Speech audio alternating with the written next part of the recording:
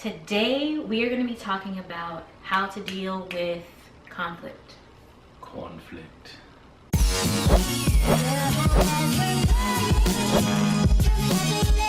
What's up guys, welcome back to my channel. My name is Shayla, the creator of JunkDrawerMom, where hiding is overrated. On this channel we talk about motherhood, everything from practical to personal, so if you're new here, consider subscribing. So this is the third part of the series, Steady is Sexy. I have my husband Rodney joining me. Whoop whoop. Oh, it's your boy. So as I said, we're going to talk about conflict. Now this is a big one. I feel like a lot of couples fight or argue, whatever you want to call it. Is some unhappiness going on in a lot of people's marriages, and a lot of people I think are shocked or like at the fact that we don't argue.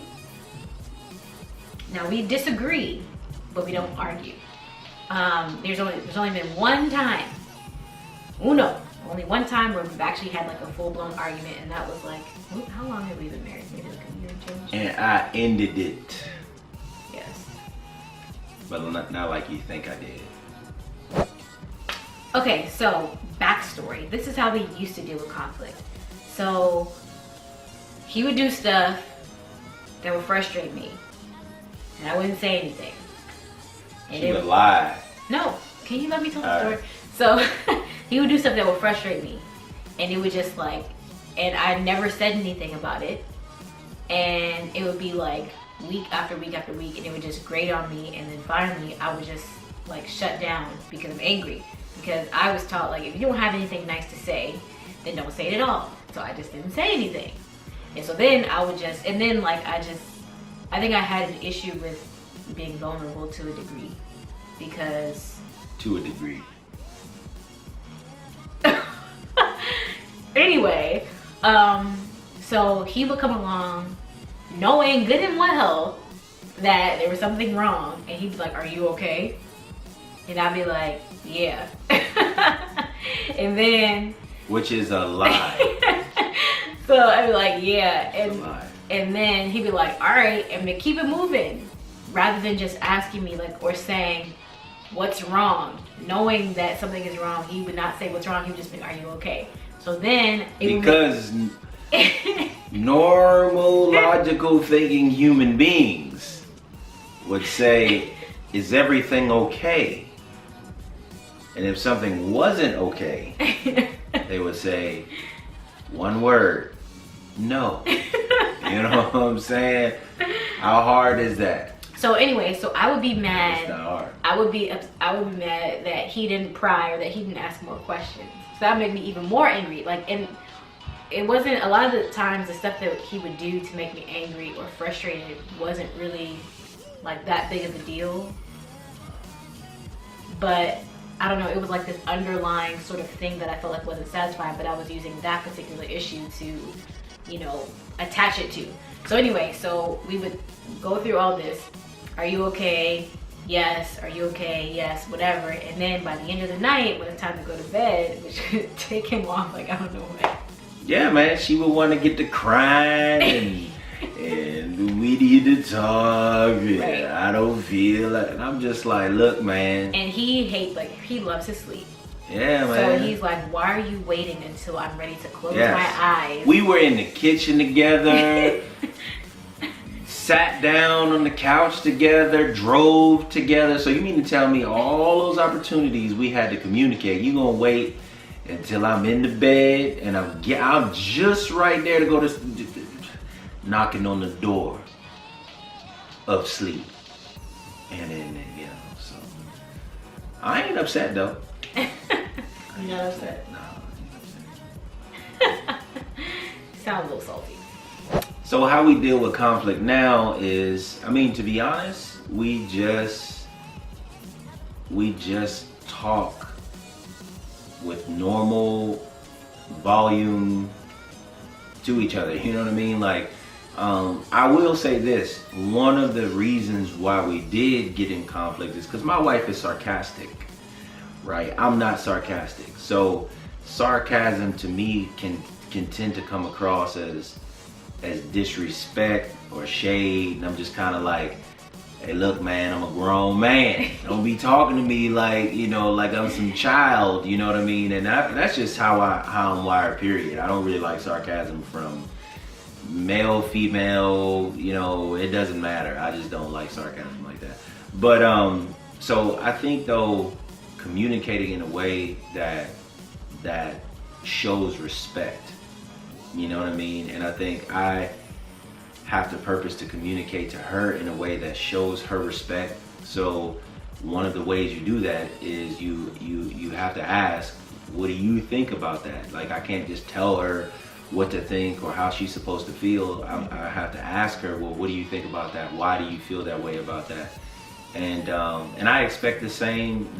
And another thing is, like, we just don't raise our voice. You know, there's no point in.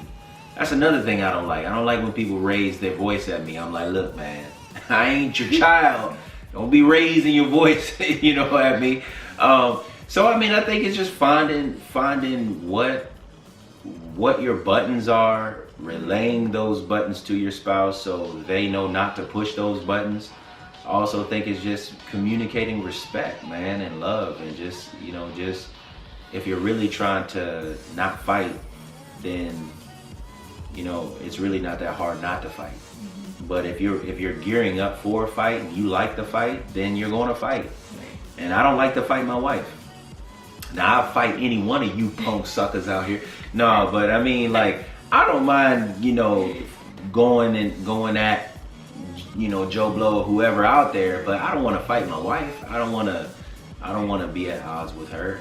This is where I come home to. This is where I rest. You know, this is my sanctuary. And so if she's happy and if we're in unity and on the same page, then that makes my life 10,000 times better. So I don't want to fight this person. I would rather communicate like an adult. And I don't say that sarcastically, but I mean it. I'd rather communicate like a mature adult and in a respectful way. And hopefully it has been reciprocated. To me. Yeah, and I think that, like, I think you've always kind of done that, because even way back when we did, like I said, we never really argued, but we did disagree, or we would have those moments of like frustration. But even when he was like ticked off at me for bringing stuff up right before he was about to go to sleep, like, he would still, you know, he was very gracious, and he'd be like, he would say, stop bringing this stuff up at night, but even, you know, he would still hear me, we would still have a discussion. And so I think I could say a lot of the reason why we don't disagree as much is because I think I'm more mature, and I've just learned to say when I'm frustrated, or just like say like, I'm frustrated right now, or I'm struggling with this, you know, or something is bothering me, can we schedule a time to talk? Because I'm the type of person that needs time to think. And that was another thing. I didn't necessarily want to bring stuff up because I didn't have all my thoughts formulated. I like to be able to articulate, you know, what it is that I want to say without sounding like I don't know what I'm talking about. And so for me, saying like, hey, can we talk on such and such a day, gives me time to be able to,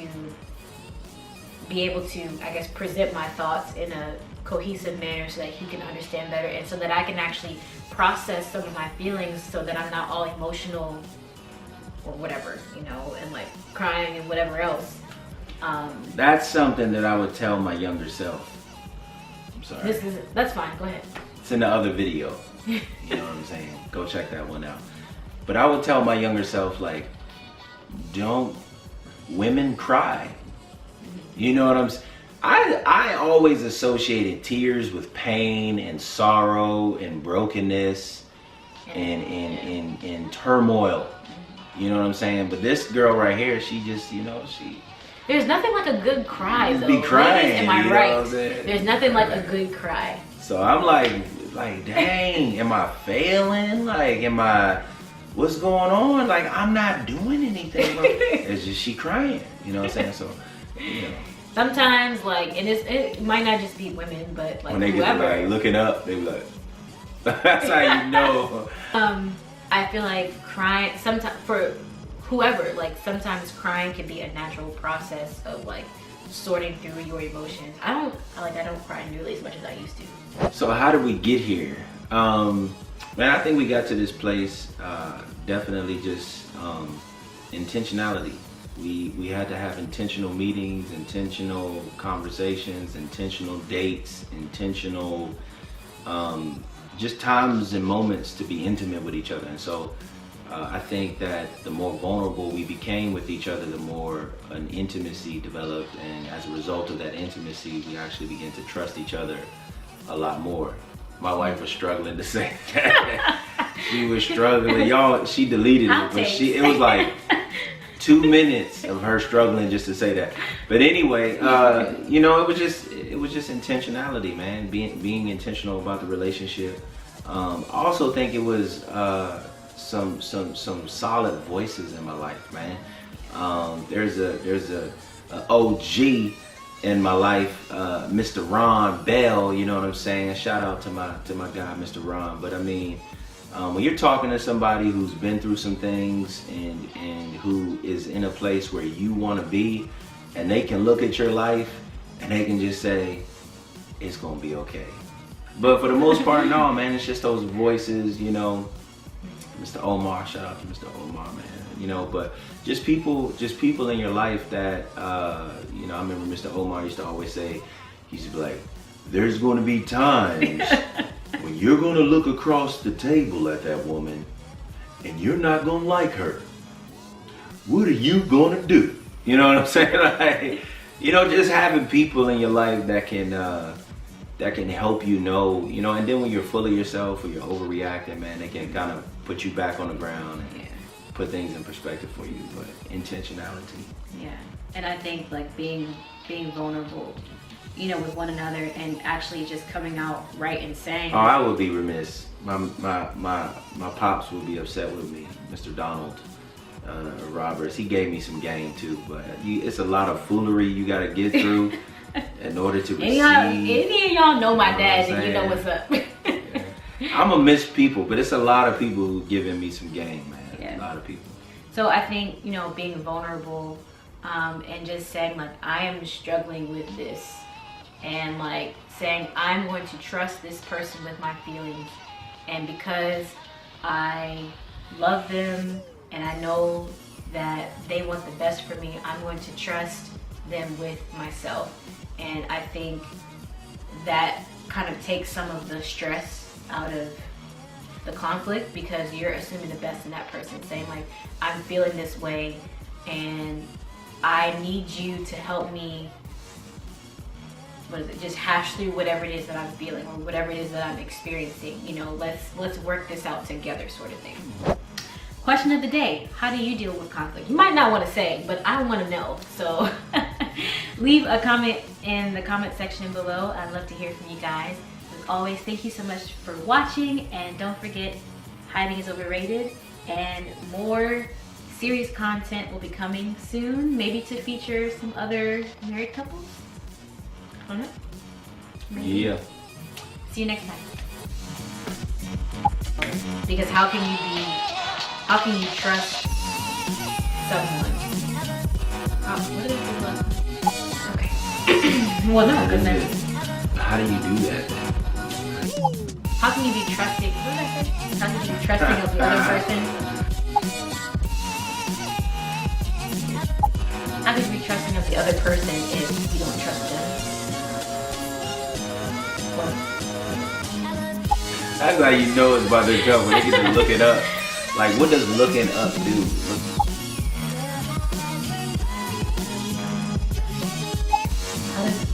Okay. How can you trust someone that you know?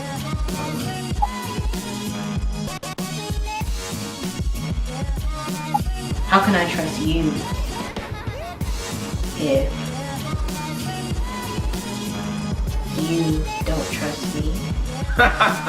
What?